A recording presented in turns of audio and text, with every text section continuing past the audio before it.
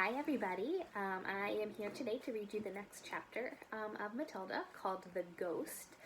If you're following along in your own copy, in my book it starts on chapter 38, so here we go. There was comparative calm in the Wormwood household for about a week after the superglue episode.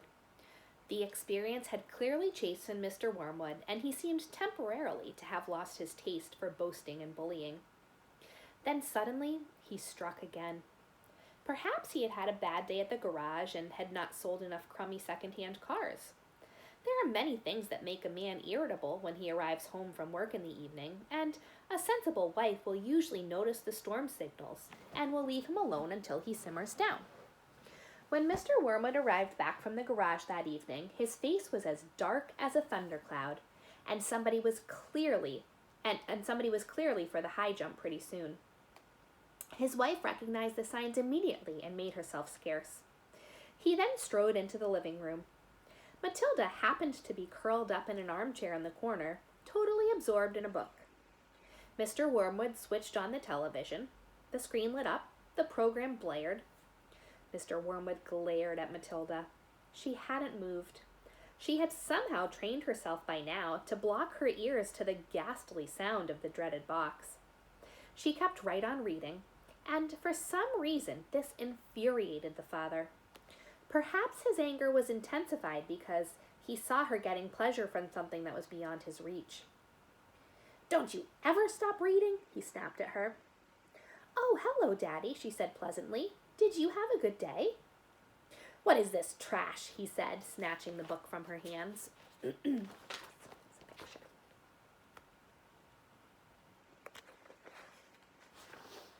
"It isn't trash, Daddy. It's lovely. It's called The Red Pony. It's by John Steinbeck, an American writer. Why don't you try it? You'll love it." "Filth," Mr. Wormwood said. "If it's by an American, it's certain to be filth. That's all they write about." "No, Daddy, it's beautiful. Honestly, it is. It's about—" "I don't want to know what it's about," Mr. Wormwood barked. "I'm fed up with your reading anyway. Go and find yourself something useful to do." With frightening suddenness, he now began ripping the pages out of the book in handfuls and throwing them in the wastepaper basket. Matilda froze in horror. The father kept going. There seemed little doubt that the man felt some kind of jealousy. "How dare she?" he seemed to be saying with each rip of a page. "How dare she enjoy reading books when he couldn't? How dare she?" "That's a library book," Matilda cried. "It doesn't belong to me. I have to return it to Mrs. Phelps." "Then you'll have to buy another one, won't you?" the father said, still tearing out pages. "You'll have to save your pocket money until there's enough in the kitty to buy a new one for your precious Mrs. Phelps, won't you?" With that, he dropped the now empty covers of the book into the basket and marched out of the room, leaving the telly blaring. Most children in Matilda's place would have burst into floods of tears. She didn't do this. She sat there very still and white and thoughtful. She seemed to know that neither crying nor sulking ever got anyone anywhere. The only sensible thing to do when you are attacked is, as Napoleon once said, to counterattack. Matilda's wonderfully subtle mind was already at work devising yet another suitable punishment for the poisonous parent. The plan that was now beginning to hatch in her mind depended, however, upon whether or not Fred's parrot was really as good a talker as Fred made out.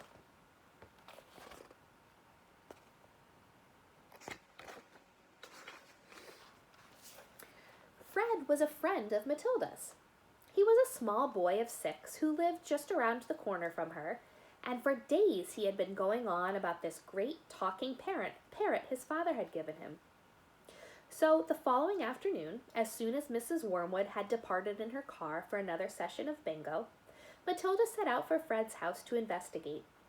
She knocked on his door and asked if he would be kind enough to show her the famous bird. Fred was delighted and led her up to his bedroom, where a truly magnificent blue and yellow parrot sat in a tall cage. "There it is," Fred said. "Its name is Chopper." "Make it talk," Matilda said. "You can't make it talk," Fred said. "You have to be patient." It'll talk when it feels like it." They hung around, waiting. Suddenly, the parrot said, "Hello, hello, hello." It was exactly like a human voice. Matilda said, "That's amazing. What else can it say?" "Rattle my bones," the parrot said, giving a wonderful imitation of a spooky voice. "Rattle my bones." "He's always saying that," Fred told her. "What else can he say?" Matilda asked. "That's about it," Fred said. "But it is pretty marvelous, don't you think?" "It's fabulous," Matilda said. "Will you lend him to me for just one night?" "No," Fred said, "certainly not." "I'll give you all my next week's pocket money," Matilda said. That was different. Fred thought about it for a few seconds. "All right then," he said, "if you promise to return him tomorrow." Matilda staggered back to her own empty house, carrying the tall cage in both hands. There was a large fireplace in the dining room, and she now set about wedging the cage up the chimney and out of sight. This wasn't so easy, but she managed it in the end.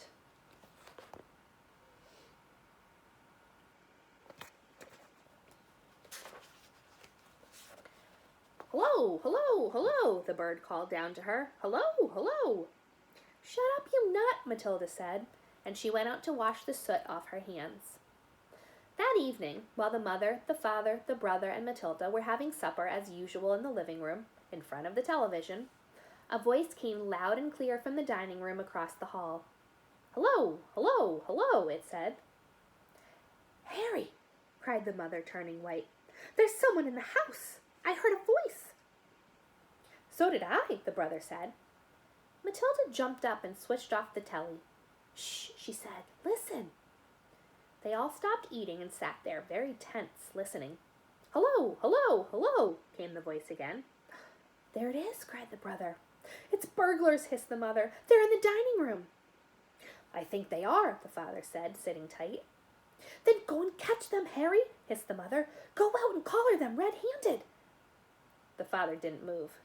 He seemed in no hurry to dash off and be a hero. His face had turned gray. "Get on with it," hissed the mother. "They're probably after the silver." The husband wiped his lips nervously with his napkin.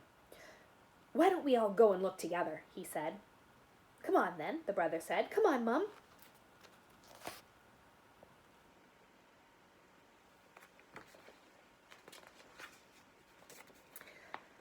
"They're definitely in the dining room," Matilda whispered. "I'm sure they are." The mother grabbed a poker from the fireplace. The father took a golf club that was standing in the corner. The brother seized a table lamp, ripping the plug out of its socket. Matilda took the knife she had been eating with, and all four of them crept towards the dining room door, the father keeping well behind the others. "Hello, hello, hello," came the voice again. "Come on," Matilda cried, and she burst into the room, brandishing her knife. "Stick 'em up," she yelled. "We've caught you." The others followed her, waving their weapons. Then they stopped. They stared around the room. There was no one there. "There's no one here," the father said, greatly relieved. "I heard him, Harry," the mother shrieked, still quaking. "I distinctly heard his voice. So did you." "I'm certain I heard him," Matilda cried. "He's in here somewhere." She began searching behind the sofa and behind the curtains. Then came the voice once again, soft and spooky this time. "Rattle my bones," it said. "Rattle my bones."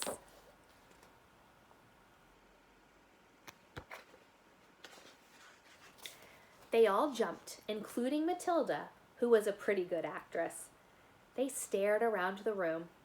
There was still no one there. "It's a ghost," Matilda said.